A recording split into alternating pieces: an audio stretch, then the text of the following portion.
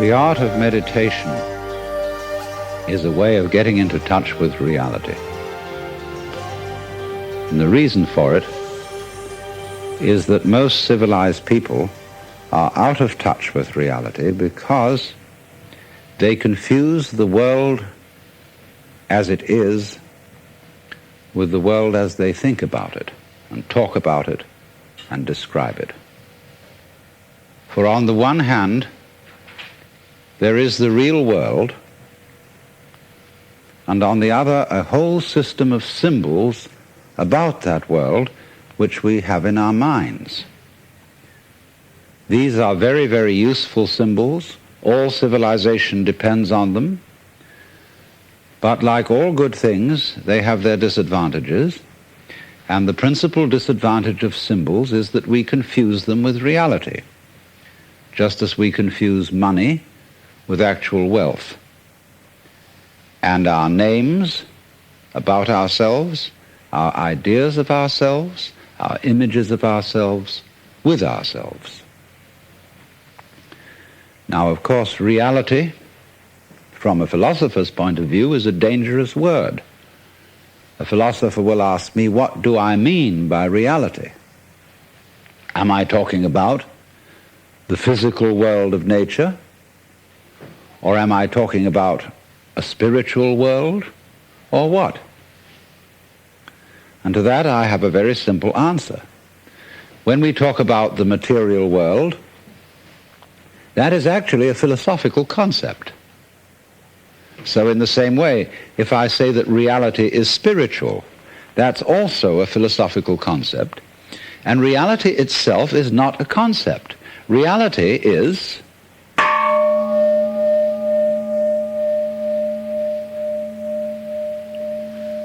and we won't give it a name. Now, it's amazing what doesn't exist in the real world. For example, in the real world, there aren't any things, nor are there any events. That doesn't mean to say that the real world is a perfectly featureless blank. It means that it is a marvelous system of wiggles in which we descry things and events in the same way as we would project images on a Rorschach blot or pick out particular groups of stars in the sky and call them constellations, as if they were separate groups of stars. Well, they're groups of stars in the mind's eye, in our system of concepts. They are not out there as constellations already grouped in the sky. So in the same way, the difference between myself and all the rest of the universe is nothing more than an idea. It is not a real difference. And meditation is the way in which we come to feel our basic inseparability from the whole universe. And what that requires is that we shut up. That is to say, that we become interiorly silent and cease from the interminable chatter that goes on inside our skulls. Because, you see, most of us think compulsively all the time. That is to say, we talk to ourselves. And I remember when I was a boy, we had a common saying, talking to yourself is the first sign of madness. Now, obviously,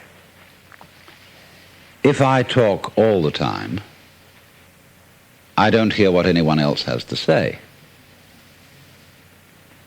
And so in exactly the same way, if I think all the time, that is to say, if I talk to myself all the time, I don't have anything to think about except thoughts. And therefore I'm living entirely in the world of symbols, and I'm never in relationship with reality. All right, now that's the first basic reason for meditation.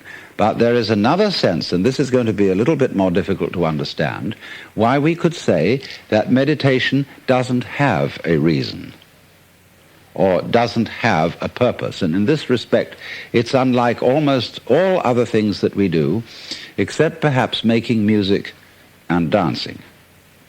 Because when we make music, we don't do it in order to reach a certain point, such as the end of the composition. If that were the purpose of music, to get to the end of the piece, then obviously the fastest players would be the best. And so likewise, when we are dancing, we are not aiming to arrive at a particular place on the floor, as we would be if we were taking a journey. When we dance, the journey itself is the point. When we play music, the playing itself is the point. And exactly the same thing is true in meditation. Meditation is the discovery that the point of life is always arrived at in the immediate moment. And therefore, if you meditate for an ulterior motive, that is to say, to improve your mind, to improve your character, to be more efficient in life, you've got your eye on the future and you are not meditating. Because the future is a concept. It doesn't exist. As the proverb says, tomorrow never comes. There is no such thing as tomorrow. There never will be, because time is always now. And that's one of the things we discover when we stop talking to ourselves and stop thinking. We find there is only a present, only an eternal now. So it's funny then, isn't it, that one meditates for no reason at all, except we could say for the enjoyment of it. And here I would interpose the essential principle that meditation is supposed to be fun. It's not something you do as a grim duty. The trouble with religion as we know it is that it is so mixed up with grim duties. We do it because it's good for you. It's a kind of self-punishment. Well, meditation, when correctly done, has nothing to do with all that. It's a kind of digging the present. It's a kind of grooving with the eternal now. And brings us into a state of peace where we can understand that the point of life, the place where it's at, is simply here and now. Well, now, in the art of meditation, there are various props, supports. One thing that we are going to use as a means of stilling chatter in the mind is pure sound. And for that reason, it's useful to have a gong. This is a Japanese Buddhist gong made of bronze and shaped like a bowl. If you don't have one of these, you can get the rounded end of an oxygen tank. Have a machinist saw it off roughly into the shape of a bowl and use that. Or you can use your own voice, chanting. Another prop in meditation is the use of incense. And that is because the sense of smell is our repressed sense. And because it's our repressed sense, it has a very powerful influence on us. And therefore we associate certain smells with certain states of mind. And so the smell of incense is associated with peace and contemplation, and so it's advantageous to burn incense in meditation. The other prop is a string of beads. And these beads are used in meditation for an unconscious method of timing yourself. Instead of looking at a watch, you move a bead each time you breathe in and out, so that at a certain rate, you see there are always 108 beads on a rosary, and when you get to slow breathing, halfway around the rosary is about 40 minutes, and that is the usual length of time for which one sits in meditation, because otherwise you get uncomfortable and you get stiff legs and problems of that kind. Now then, the other thing, first of all, that we have to go into is how does one sit in meditation? You can sit any way you want. You can sit in a chair, or you can sit like I'm sitting, which is the Japanese way of sitting, or you can sit in the lotus posture, which is more difficult, which is cross-legged, with the feet on the thighs, soles upwards. And the younger you start that in life, the easier you'll find it to do.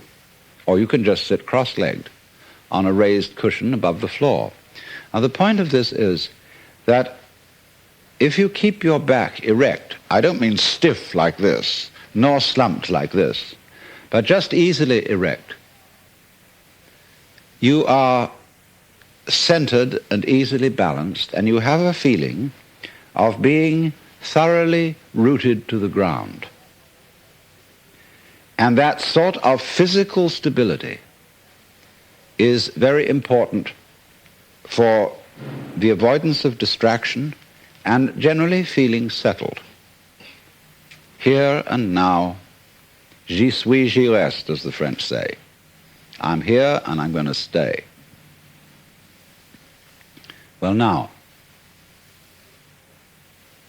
the easiest way to get into the meditative state is to begin by listening. If you simply close your eyes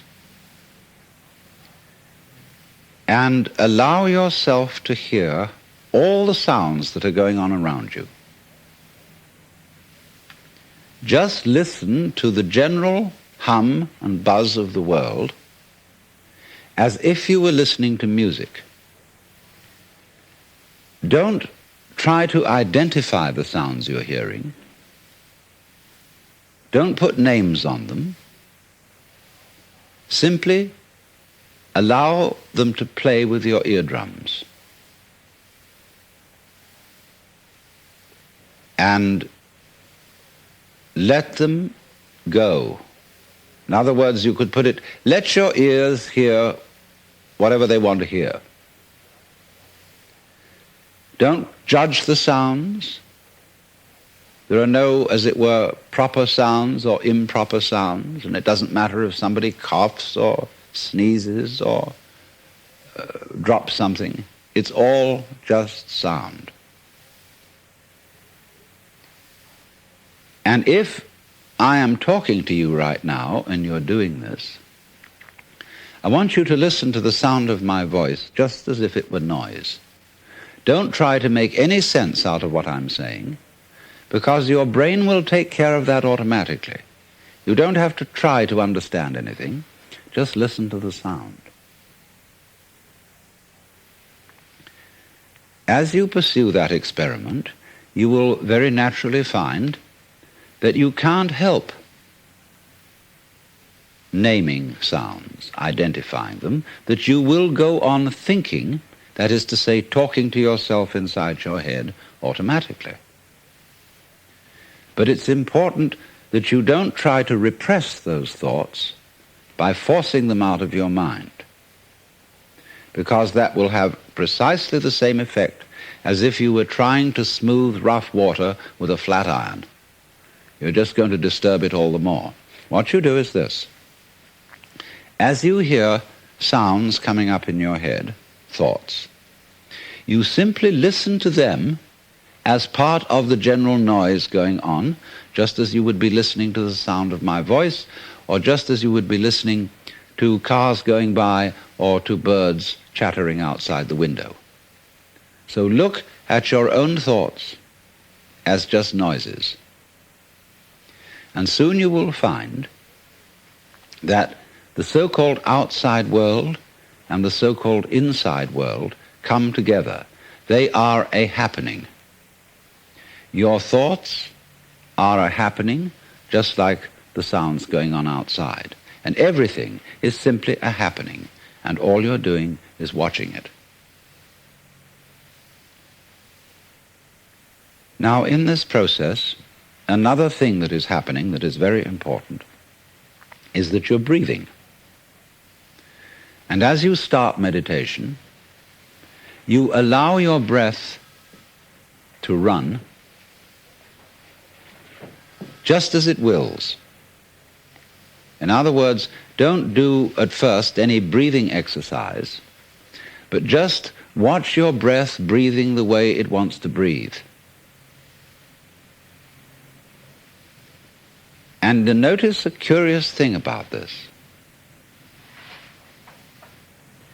You say in the ordinary way, I breathe, because you feel that breathing is something that you are doing voluntarily, just in the same way as you might be walking or talking. But you will also notice that when you are not thinking about breathing, your breathing goes on just the same.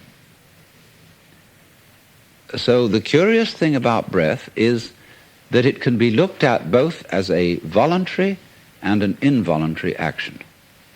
You can feel on the one hand, I am doing it, and on the other hand, it is happening to me. And that is why breathing is a most important part of meditation, because it is going to show you, as you become aware of your breath, that the hard and fast division that we make between what we do on the one hand and what happens to us on the other is arbitrary. So that as you watch your breathing, you will become aware that both the voluntary and the involuntary aspects of your experience are all one happening. Now that may at first seem a little scary, because you may think, well, am I just the puppet of a happening, the mere passive witness of something that's going on completely beyond my control?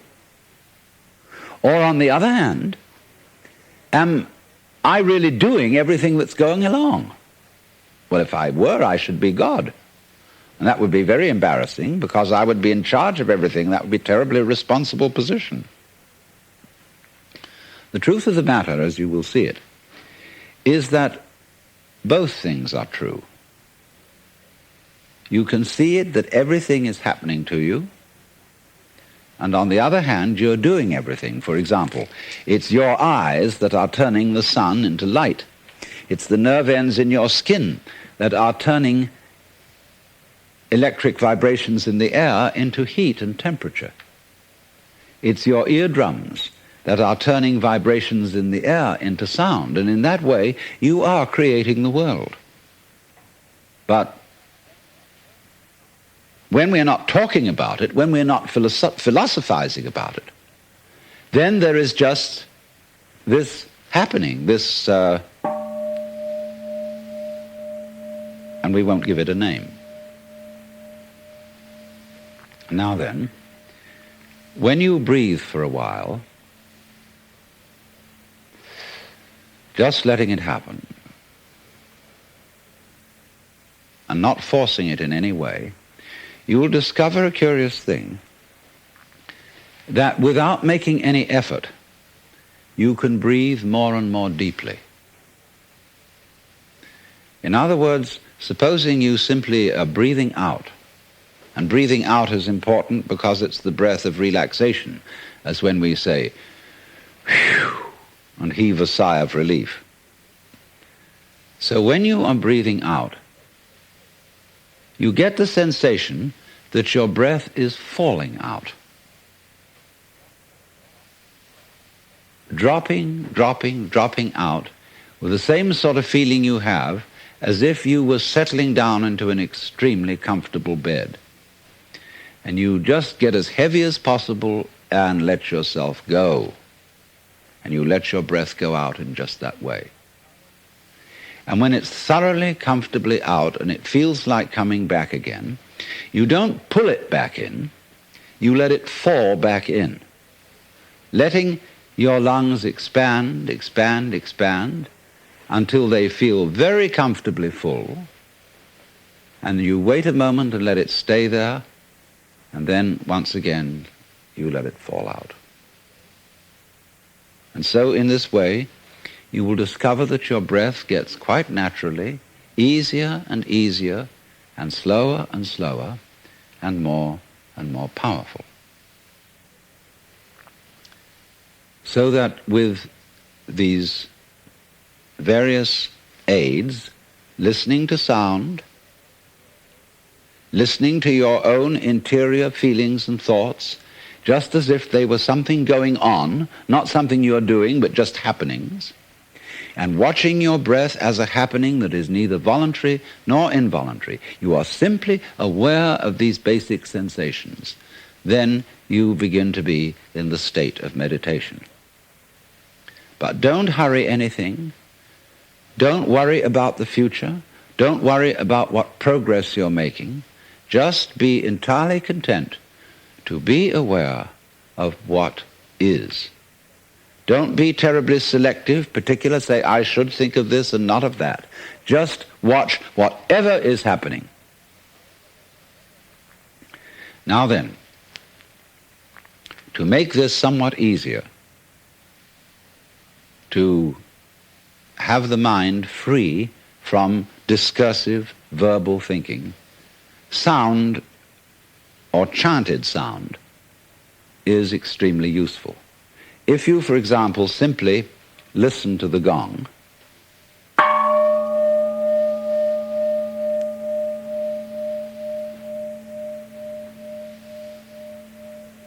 and let that sound be the whole of your experience. It's quite simple, it requires no effort.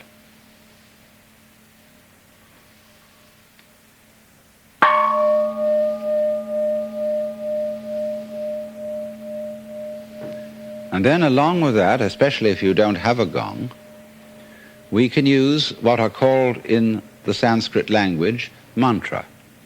Mantra are chanted sounds which are used not so much for their meaning as for the simple tone.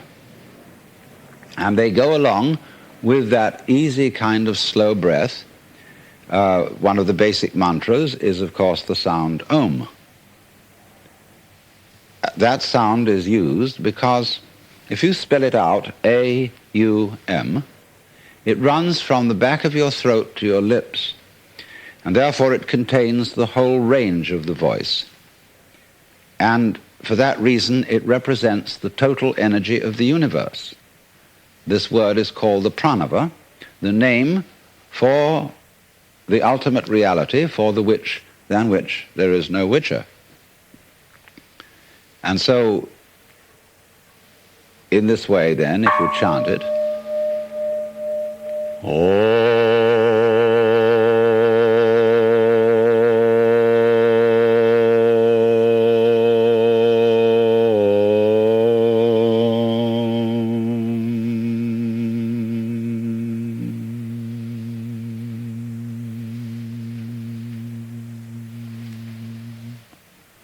and it's varied like this.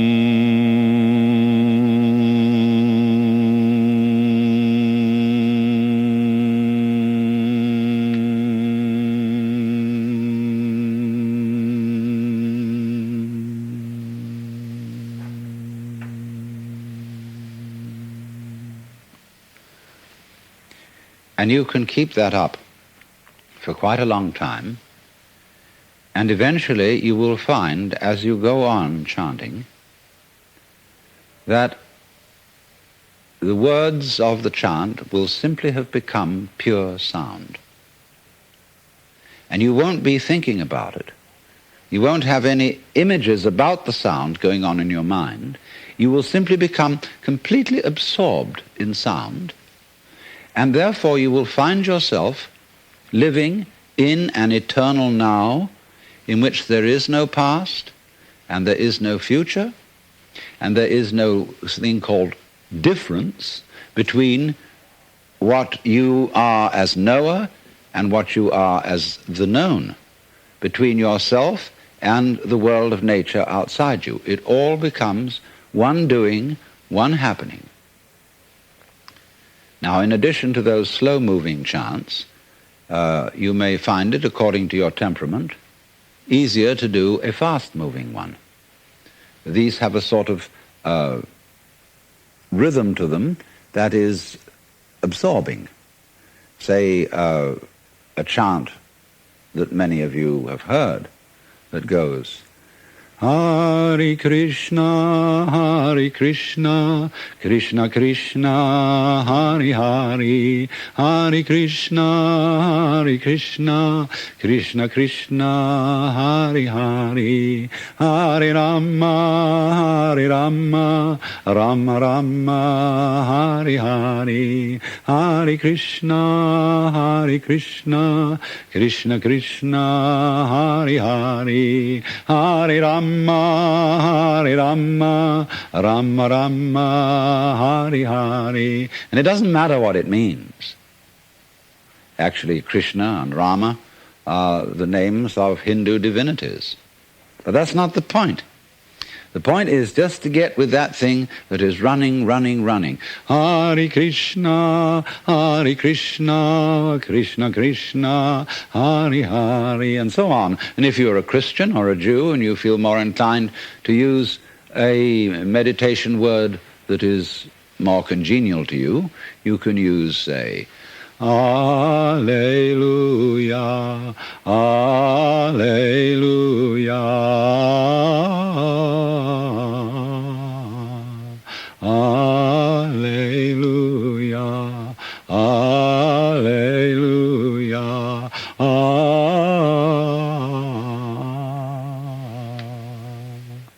Or if you're a Mohammedan, you can use the Allah, the name of God. They have a way of doing it, you know, which gets very exciting.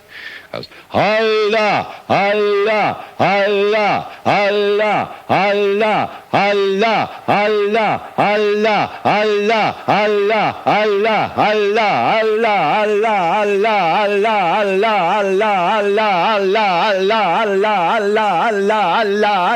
Allah, Allah, and it gets faster and faster. You can keep that up for 40 minutes. And you'll be out of your mind. But you see, to go out of your mind at least once a day is tremendously important, because by going out of your mind you come to your senses. And if you stay in your mind all the time, you are over-rational. In other words, you're like a very rigid bridge, which, because it has got no give, no craziness in it, is going to be blown down in the first hurricane.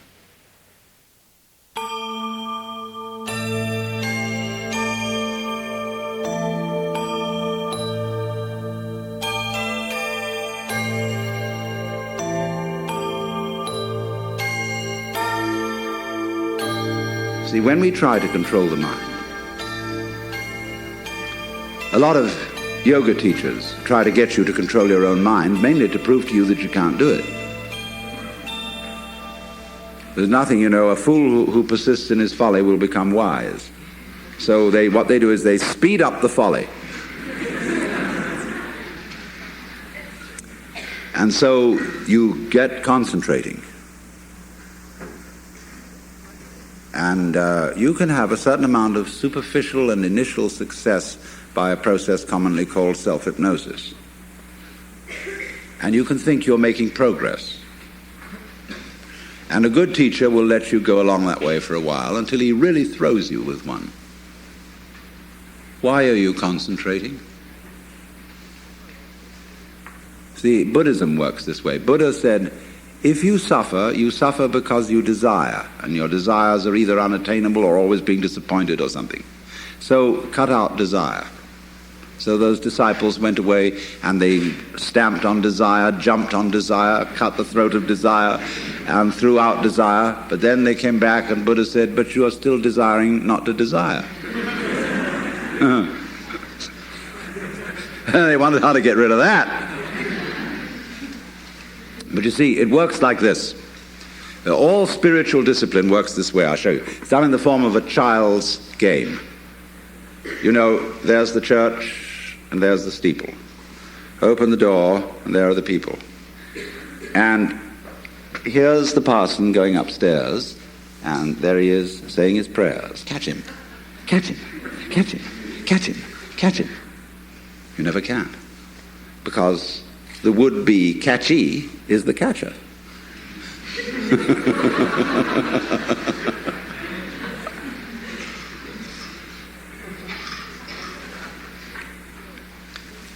So then, that's like desiring not to desire. Or loving out of a sense of duty. Trying to be spontaneous because you ought to be. See? All that is nonsense. Lifting yourself up by your own bootstraps. So when you see that that's nonsense, there naturally comes over you a quietness. In seeing that you cannot control your mind, you realize there is no controller. What you took to be the thinker of thoughts is just one of the thoughts. What you took to be the feeler of the feelings, which was that chronic muscular strain, is just one of the feelings. What you took to be the experiencer of experience is just part of the experience. So there isn't any thinker of thoughts, feeler of feelings. We get into that bind because we have a grammatical rule that verbs have to have subjects. And the funny thing about that is that verbs are processes and subjects are nouns, which are supposed to be things. How does a noun start a verb? How does a thing put a process into action? Obviously it can't. But we always insist that there is this subject called the knower. And without a knower there can't be knowing. Well, that's just a grammatical rule. It isn't a rule of nature. In nature, there's just knowing, like you're feeling it. And I have to say you are feeling it, as if you were somehow different from the feeling. When I say I am feeling, what I mean is there is feeling here. When I say you are feeling, I mean there is feeling there. I have to say even there is feeling. What a cumbersome language we have. Chinese is easier. You don't have to put all that in. You can say things twice as fast in Chinese as you can in any other language. Well, anyway, when you come to see that you can do nothing, that the play of thought, of feeling, etc., just goes on by itself as a happening, then you are in a state which we will call meditation. And slowly, without being pushed, your thoughts will come to silence. That is to say, all the verbal, symbolic chatter going on in the skull. Don't try and get rid of it, because that will again produce the illusion that there's a controller. Just, it goes on, it goes on, it goes on, and finally it gets tired of itself and bored and stops. And so then there's a silence. And this is a deeper level of meditation. And in that silence, you suddenly begin to see the world as it is. And you don't see any past, and you don't see any future. You don't see any difference between yourself and the rest of it. That's just an idea. You can't put your hand on the difference between myself and you. You know, you can't blow it, you can't bounce it, you can't pull it. It's just an idea. You can't find any material body, because material body is an idea. So is spiritual body. This is somebody's philosophical notions. See, reality isn't material. That's an idea. Reality isn't spiritual. That's an idea. Reality is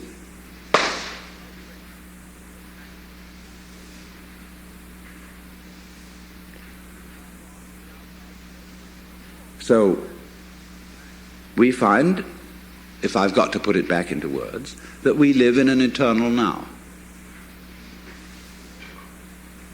You've got all the time in the world, because you've got all the time there is, which is now. And you are this universe.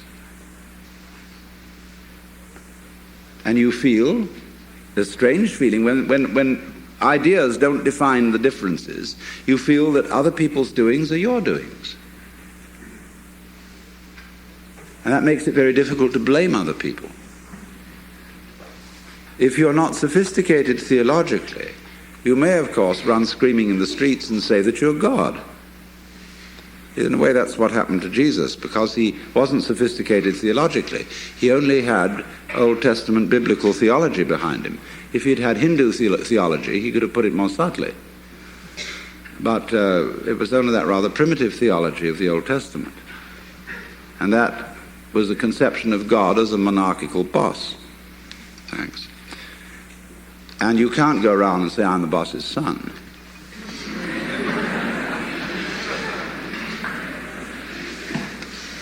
If you're going to say, I'm God, you must allow it for everyone else too. But this was a heretical idea from the point of view of Hebrew theology. And so what they did with Jesus was they pedestalized him. That means kicked him upstairs so that he wouldn't be able to influence anyone else. And only you may be God. And that stopped the gospel cold right at the beginning. It couldn't spread. Well, anyway, this is therefore to say that the transformation of human consciousness through meditation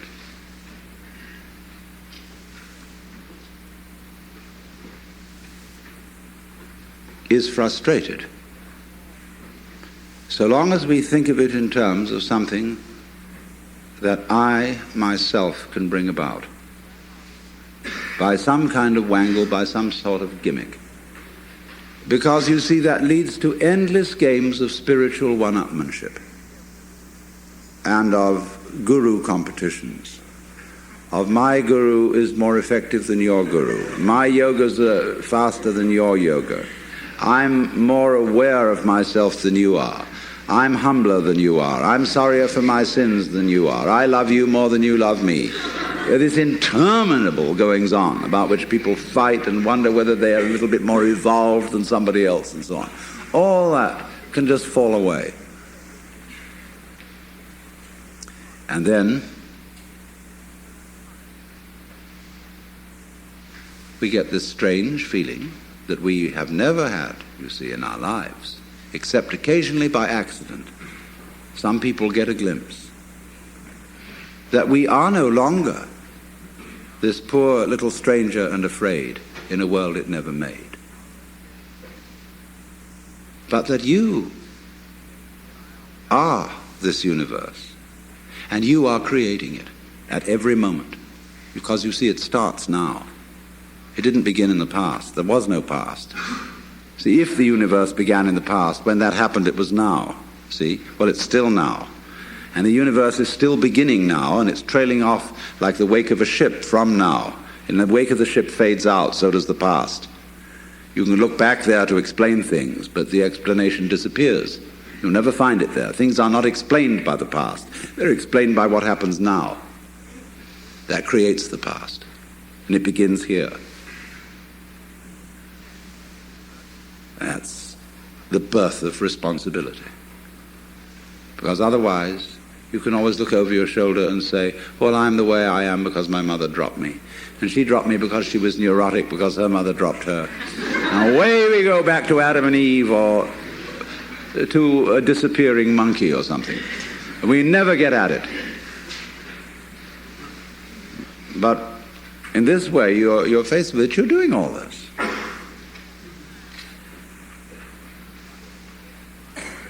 And that's an extraordinary shock. So, cheer up. You can't blame anyone else for the kind of world you're in. And that helps a great deal. Because most of the good things we are trying to do are based on blaming somebody else and to improve them. Kindly let me help you or you'll drown, said the monkey putting the fish safely up a tree. If therefore we would stop blaming others, it would be very difficult to go about a war with a straight face. And if you know, you see, that I, in the sense of the person, the front, the ego, it really doesn't exist, then it won't go to your head too badly if you wake up and discover that you're God.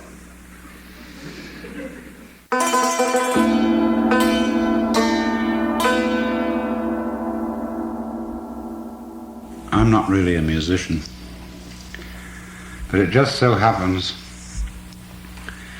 that I have in front of me a fabulous instrument which the Japanese call koto.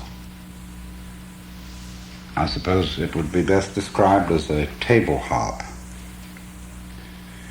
A long instrument, stringed with bridges, horizontal harp.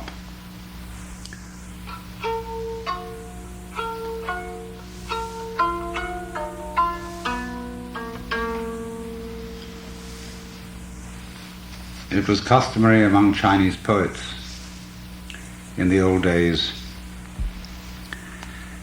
to read poetry and strum on the lute or table harp at the same time. And I've got here a curious old text called Saikontan, which means the vegetable root discourses, written by Kojisei somewhere around 1624. And I thought I'd like to read some of this to you. And to get into the right mood, I suggest that you try to become a little stupid. That is to say, childlike, as if you hardly knew how to talk and didn't really know very much about anything that's going on. Just listen as you would listen to the wind.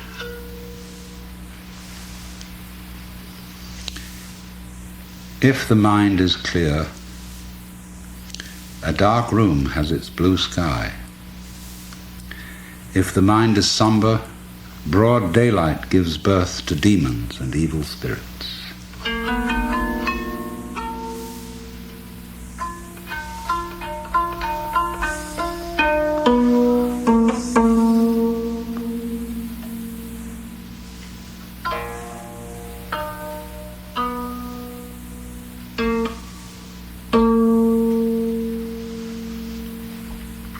The just man has no mind to seek happiness.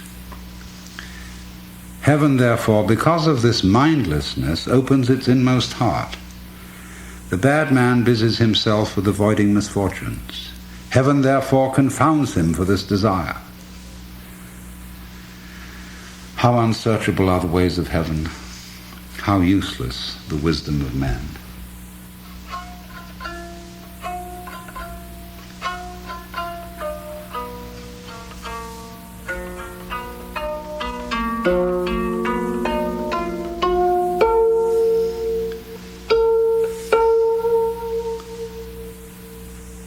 The Tao is common property.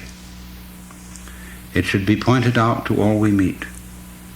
Learning is as ordinary as eating rice at home. According to the circumstances, it should be applied circumspectly.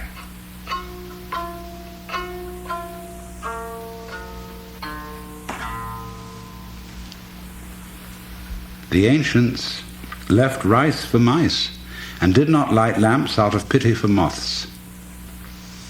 These thoughts of theirs are the operation point of humanity in life. Lacking this, a man is a mere earthman,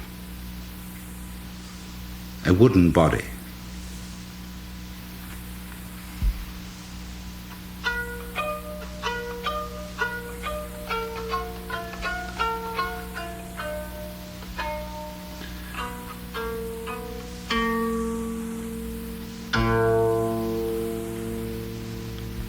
the Zen sect says, when you are hungry, eat. When you are weary, sleep. Poetry aims at the description in common language of beautiful scenery. The sublime is contained in the ordinary, the hardest in the easiest. What is self-conscious and ulterior is far from the truth. What is mindless is near.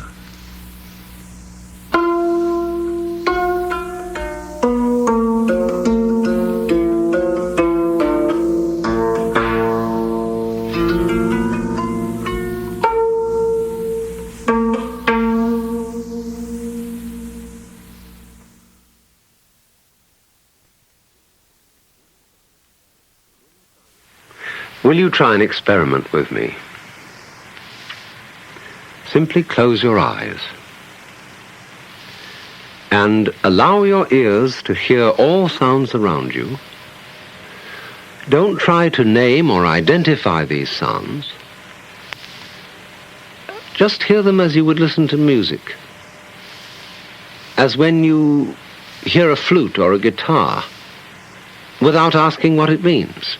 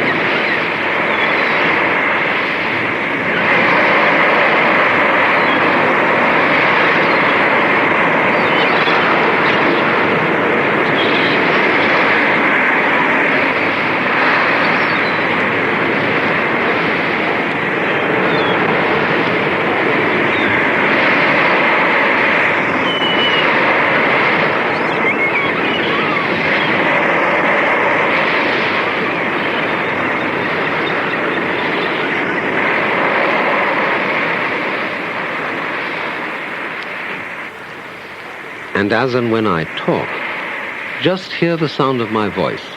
Don't bother about what it means. Your brain will take care of that by itself. Just let your eardrums respond as they will to all vibrations now in the air.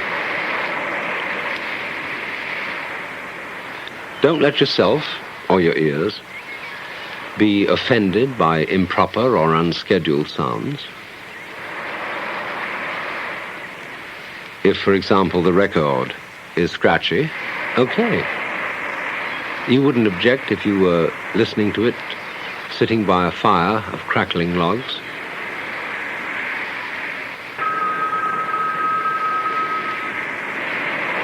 Let 'em ring. It's just a noise.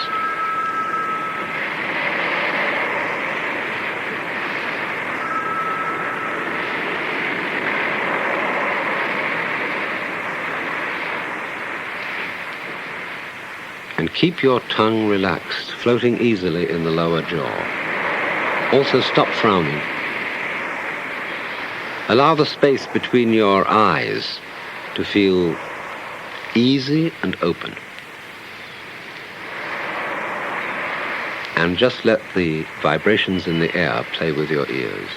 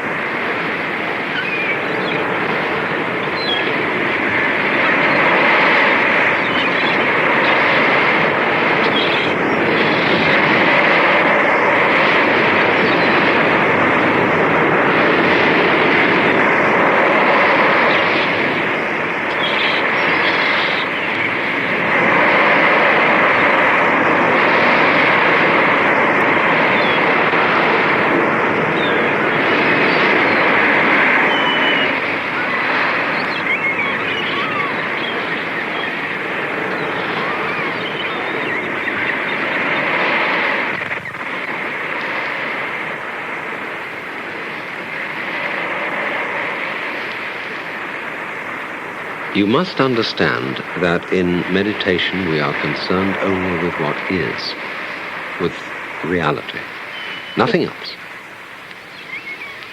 The past is a memory, the future an expectation. Neither past nor future actually exist. There is simply eternal now. So don't seek or expect a result from what you're doing. That wouldn't be true meditation. There's no hurry. Just now you're not going anywhere.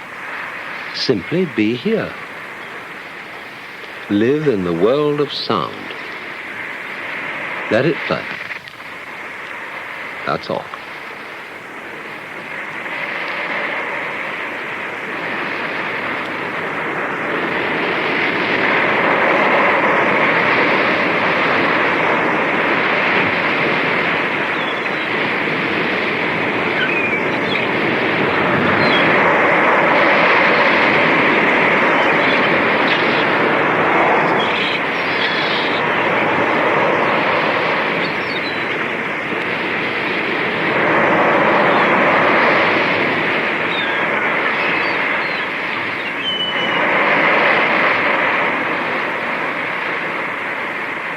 In the world of pure sound, can you actually hear anyone who is listening? Can you hear any difference between all these sounds on the one hand and yourself on the other?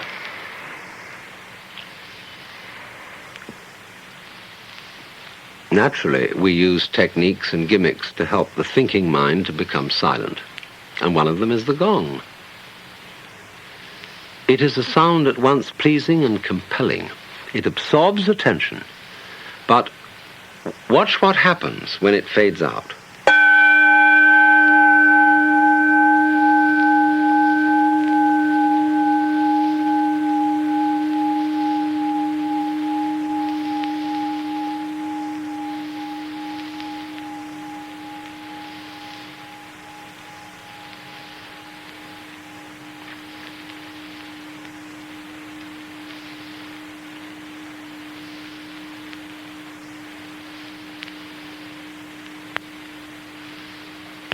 The one sound becomes the many.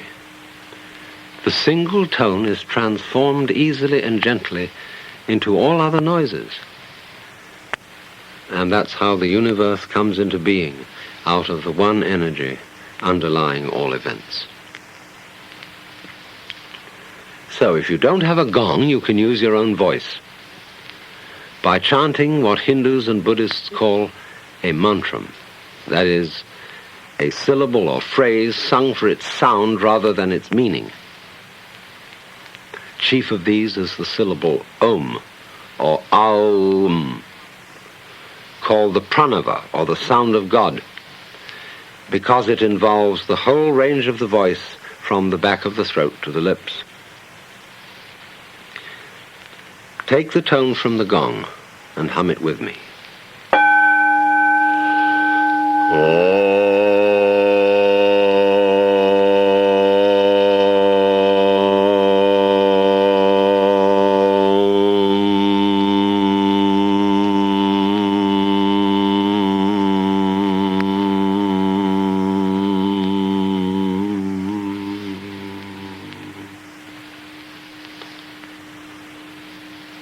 Now you can hear all sounds as Om. They're all at some point in the total range of sound, from the back of the throat to the lips, making a spectrum of sound as all colors are originally one white light. But don't ask what the sound is, or what it means. Just hear it and dig it. Hum with me again. Oh.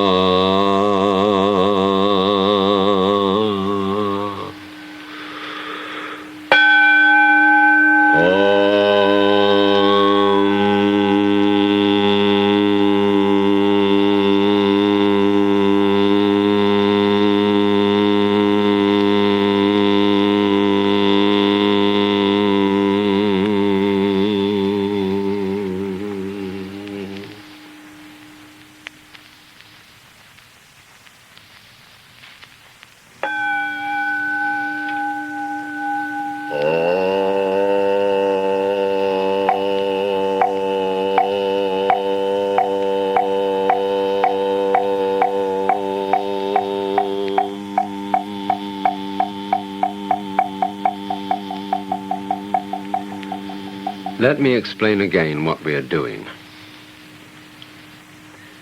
We are going behind words, names, numbers, beliefs, and ideas to get back to the naked experience of reality itself. And at this level of awareness, we find no difference between the listener and the sound, the knower and the known, the subject and the object, or between the past, the present, and the future. All that's just talk. What is really happening is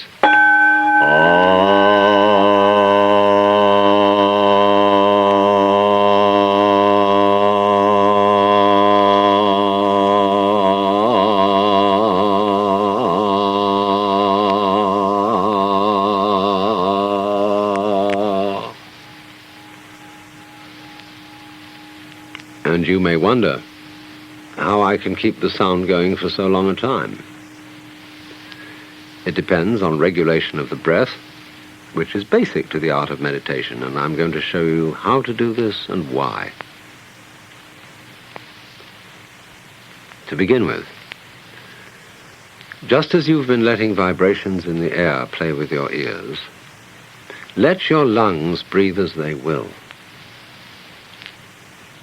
Don't as yet attempt any breathing exercise. Don't force anything. Simply allow breathing.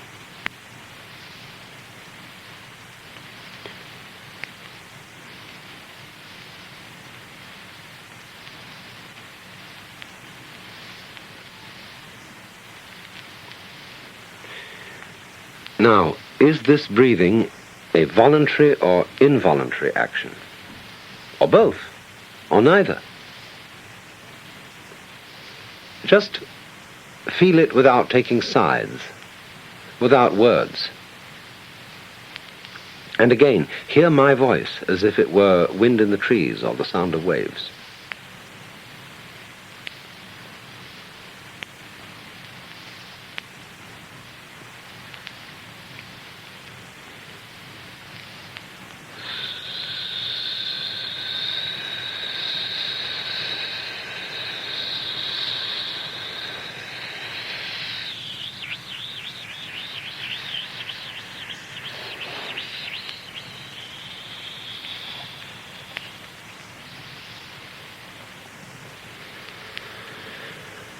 Most of us are short of breath.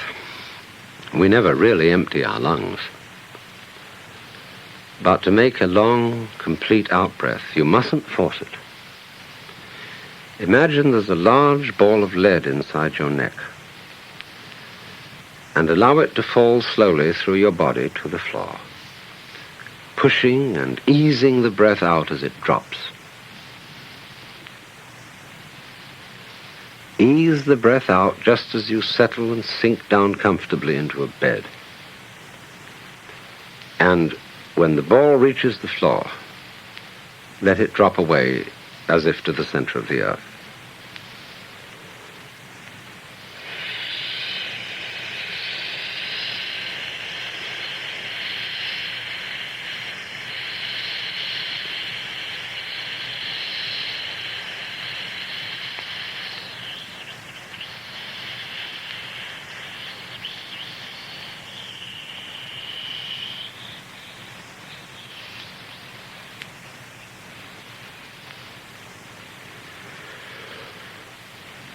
Then let the breath come back in as a reflex without pulling it.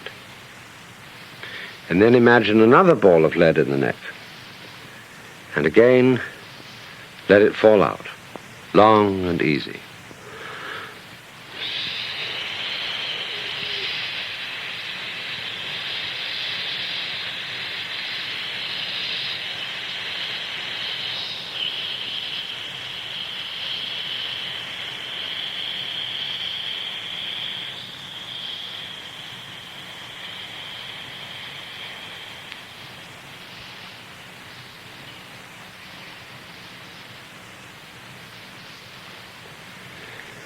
And once again.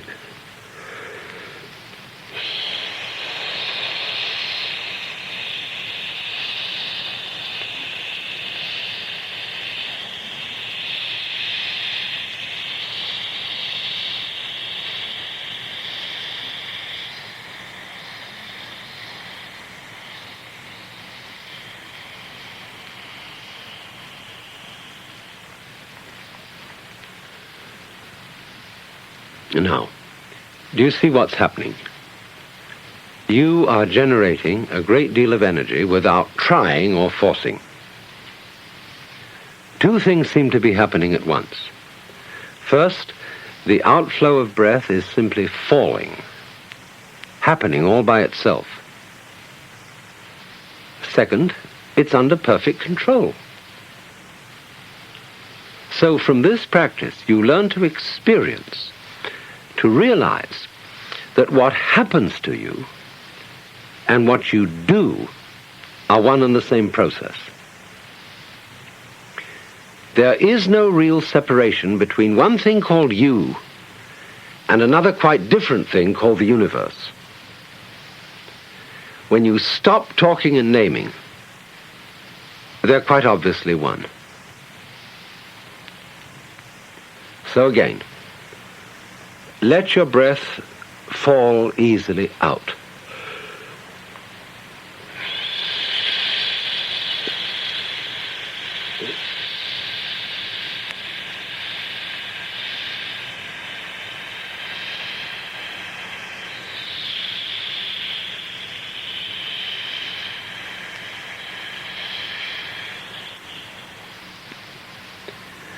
All the way. Let it come back on its own, and then out again.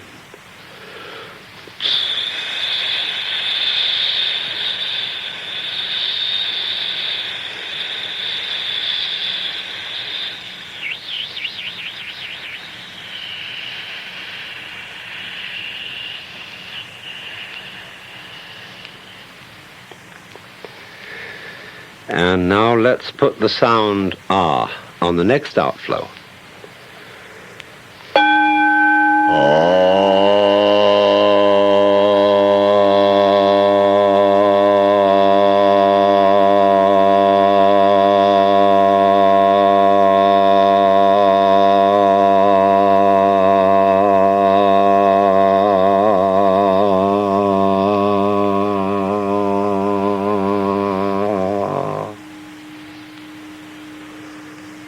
And again, so that you have nothing in mind but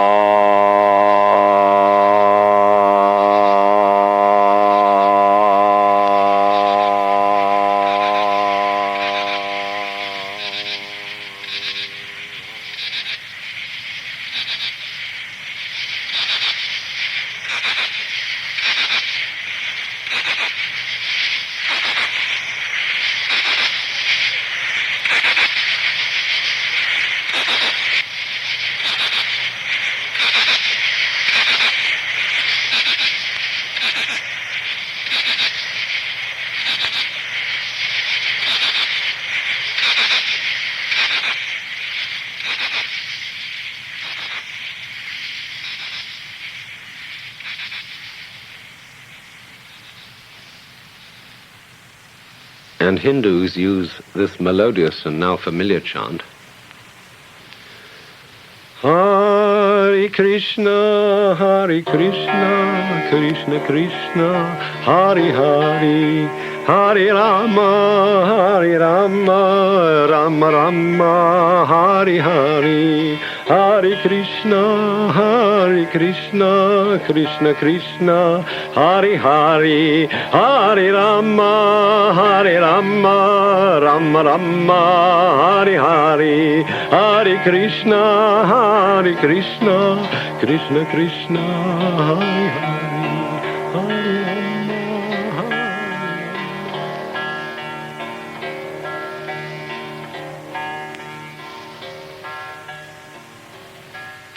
The point is not what it means, but how it feels. What happens to you when there is complete absorption in the chant? A thought, an idea called your ego simply disappeared, didn't it?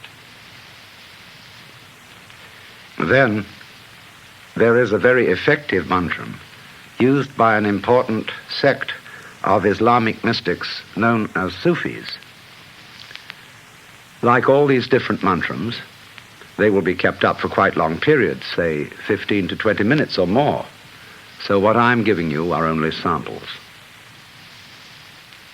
You can easily do this one with me. It goes like this. Allah, Allah, Allah, Allah, Allah, Allah, Allah, Allah, Allah, Allah, Allah, Allah, Allah, Allah, Allah, Allah,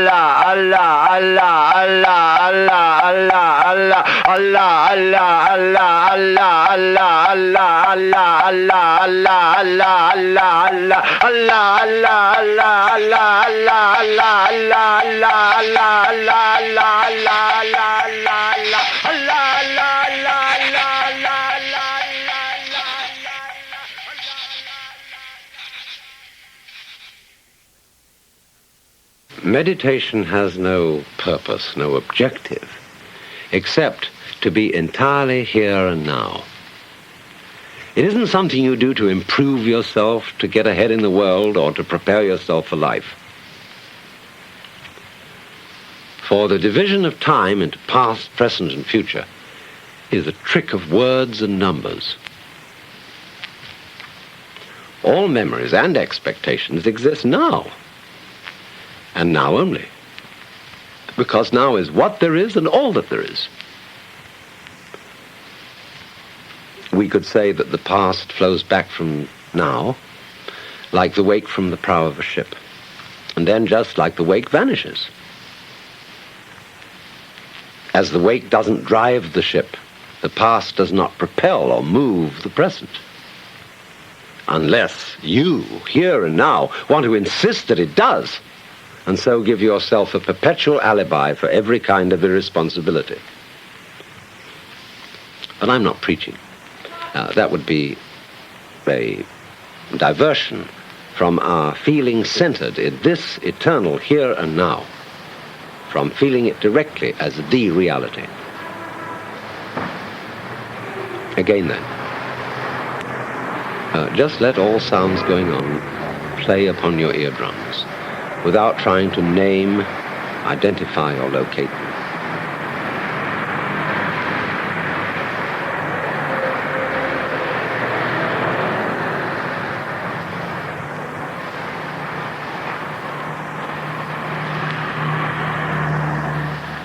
Relax your tongue. Let it just float in your lower jaw. Close your eyes.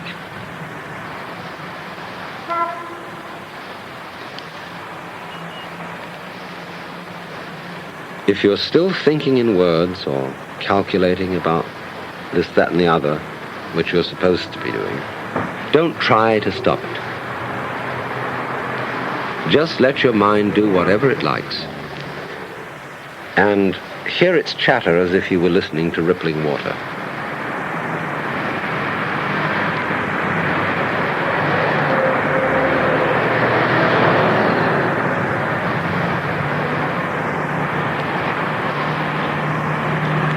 So then, we're going to try and find out and feel what we mean by the word now. Not the idea, but the actual sensation.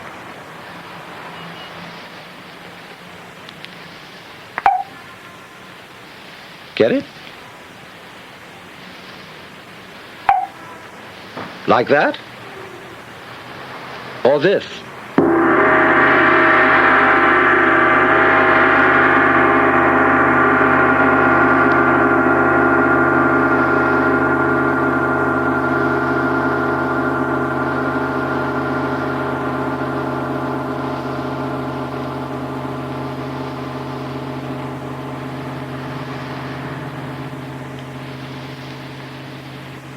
Are these two different kinds of now?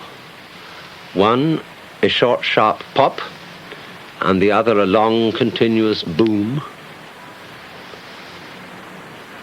Is now a split second, or is it a drawn-out expanse of sensation?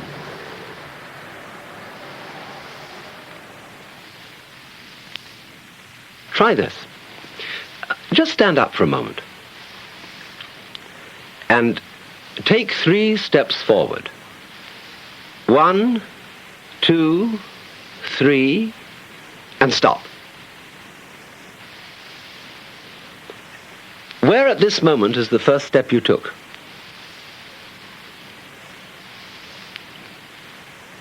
And where is the next movement you're going to make?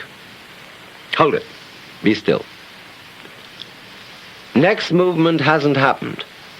Past movements aren't here. Where are you? When are you? What is the position of the universe? When is it? Where is it?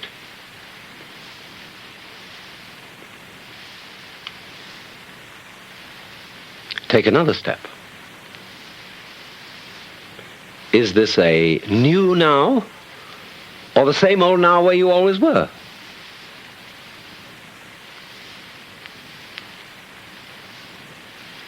The next step is not with your feet, but with your imagination. Recall the first step that you just made. Now, when are you? Back then or still here? Don't think a word, just feel.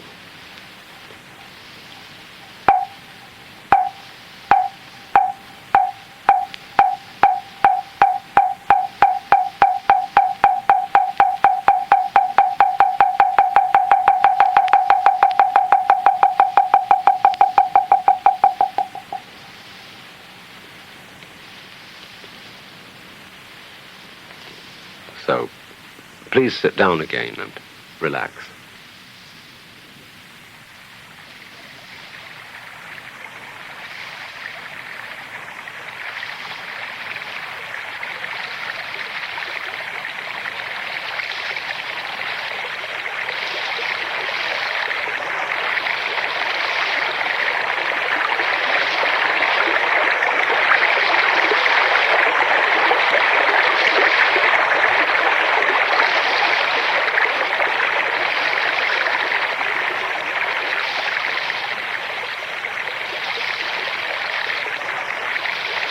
For meditation, it's best to sit on the floor, in lotus posture, or just cross-legged, or kneeling on a cushion and sitting back on your heels. Spine straight, hands with palms upward, resting upon each other. The reason for this position is that it's firm and grounded, and just uncomfortable enough to keep you from going to sleep. But don't fight the discomfort. Relax into the position just as you have learned how to relax and to ease out a long, long breath, and so create energy without strain.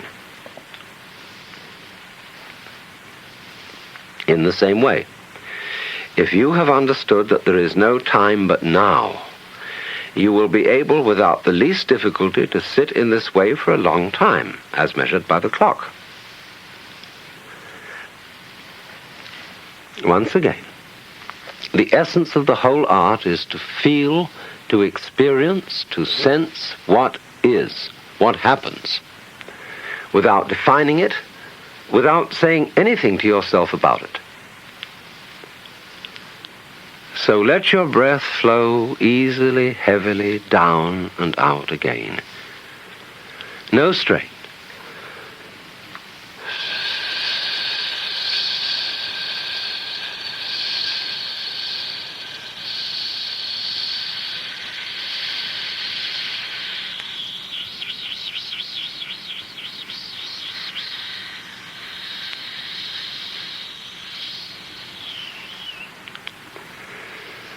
And after it has come back in, once more.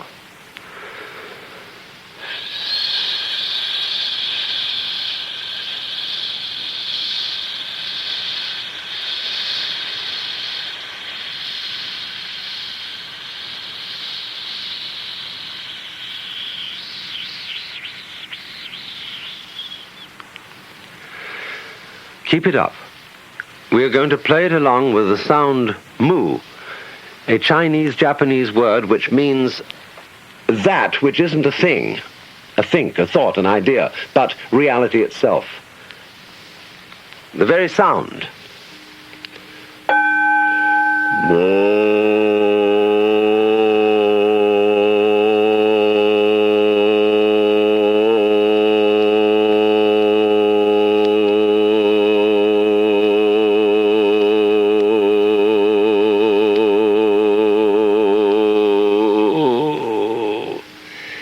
Dig that.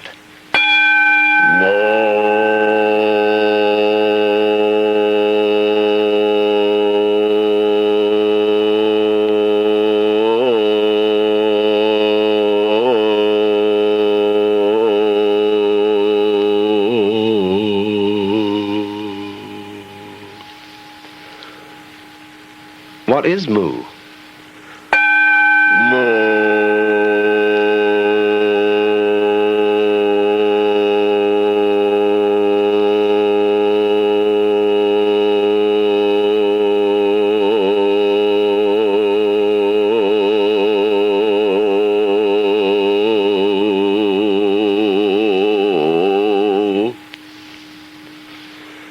How old is moo?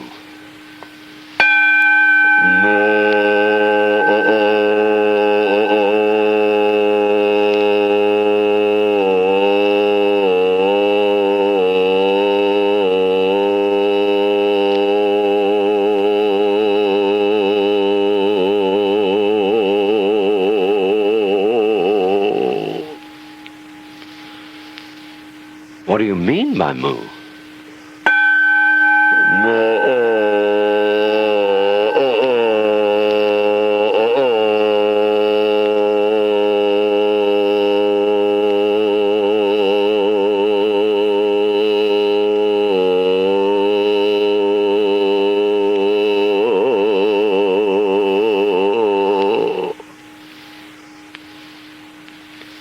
Who are you?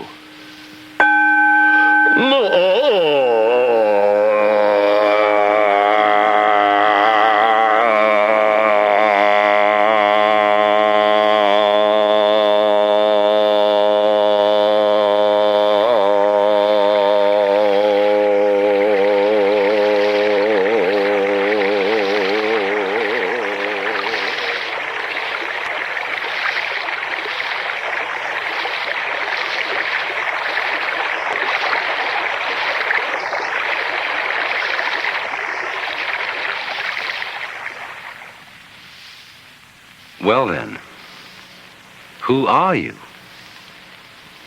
What is you? What is I?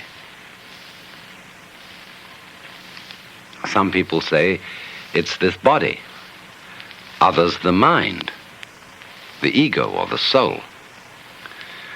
But all those, body included, are names and notions. Can we experience the self directly, like a sound, a flame, or any other object? Put your hands on that mysteriously invisible thing known as your head. Keep your eyes open, easily, blinking occasionally without staring. Let's assume that all ordinary ideas of what myself is are either so wrong or so doubtful that we must investigate the matter directly. But to do that, you must first get the sensation, the feeling of yourself without forming any idea. Regard words in the head as mere noise. Relax your tongue and let it float easily in your lower jaw. Just stop, look, and listen.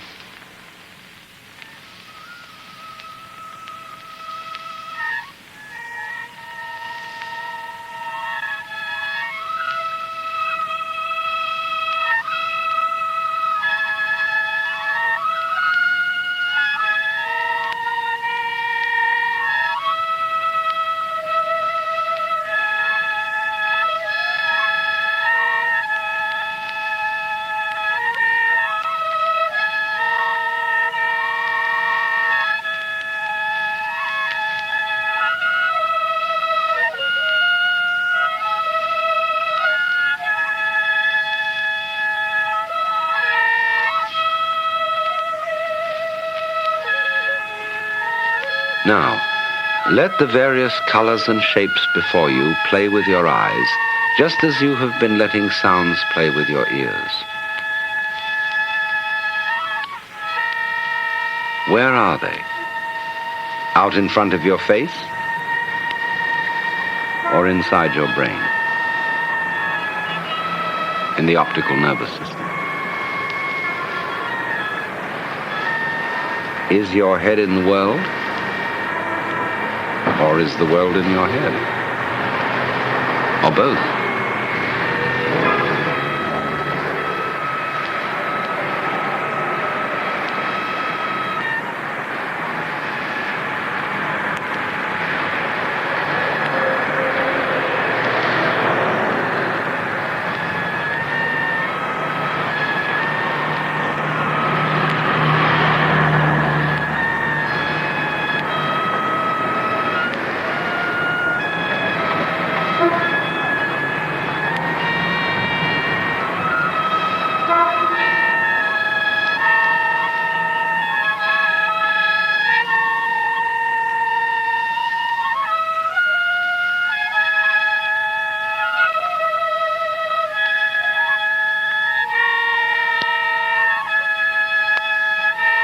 Odd, isn't it?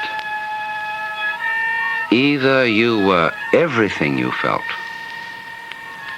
or you just didn't feel yourself the feeler at all, just as you didn't see your eyes. All or nothing. As is said in an ancient Chinese text called The Secret of the Golden Flower, between the all and the void is only a difference of name. Now, put your hands back on your lap, palms upward, one upon the other. And just let go of it all.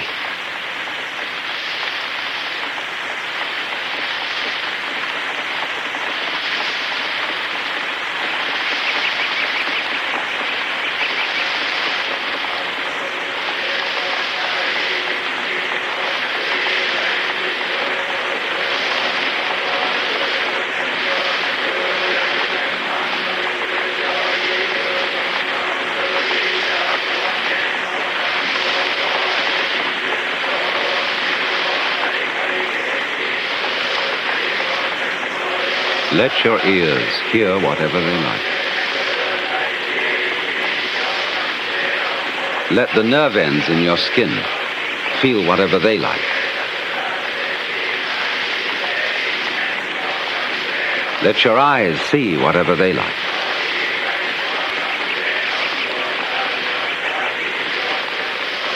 Let your nose smell whatever it likes.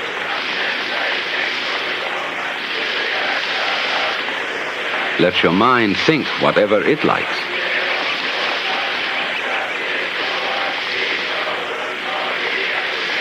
Let your lungs breathe as they will. And let things happen as they are happening.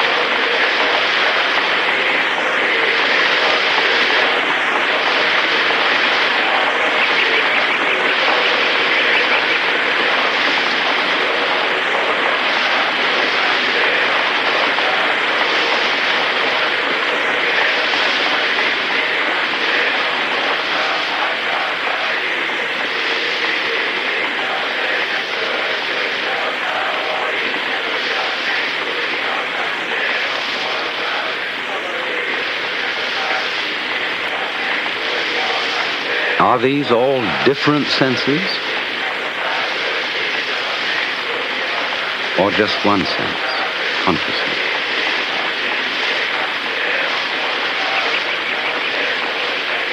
Listen to my voice as you listen to the sound of the rain. The sound of the rain needs no translation, no explanation.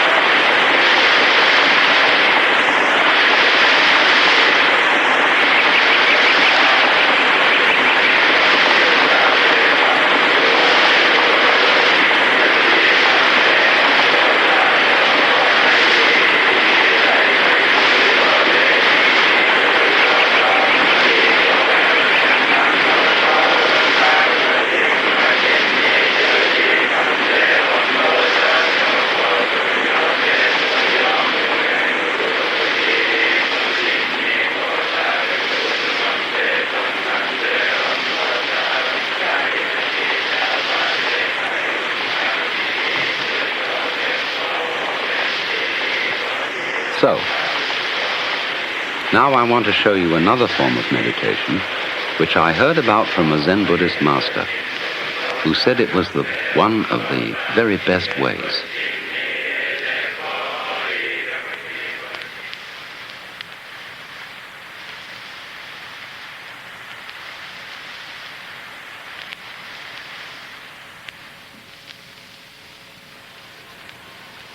Will you please stand up and put your hands on your hips with wrists upwards? Now, let's all just laugh.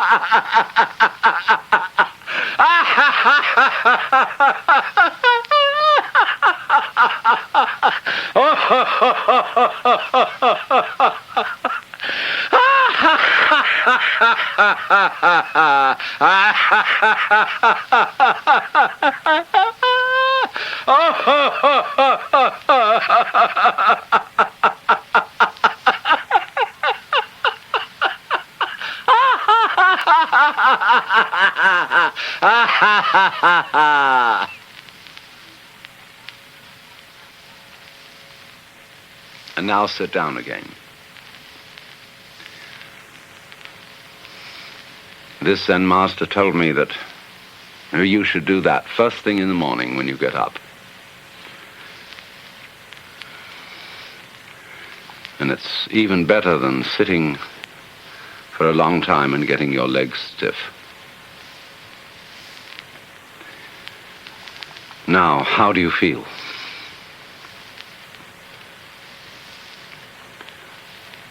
Where was you when you were laughing?